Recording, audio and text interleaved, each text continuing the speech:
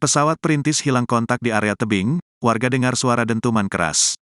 Pesawat perintis rute Tarakan Binuang di Krayan Tengah yang dikabarkan hilang kontak, diduga jatuh di tebing gunung wilayah Krayan Tengah, Nunukan, Kalimantan Utara, Jumat, tanggal 8 Maret tahun 2024.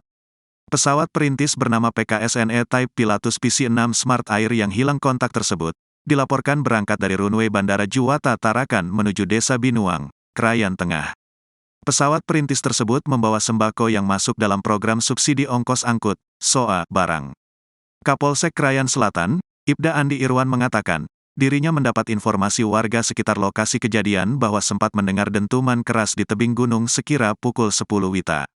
Warga yang berladang di sekitar TKP, tempat kejadian perkara, mendengar ada suara dentuman di tebing gunung, kata Andi Irwan kepada tribunkaltara.com melalui telepon seluler, Jumat, tanggal 8 Maret tahun 2024, pukul 15 WITA.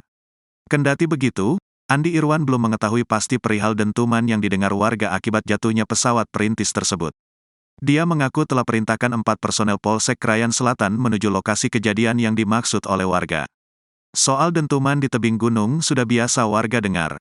Biasa juga karena pohon tumbang. Tapi memang di Krayan Tengah itu pukul 10 WITA masih kabut, ucapnya. Menurut Irwan, jarak perjalanan dari Krayan Tengah menuju lokasi diduga pesawat jatuh sekira 6 km.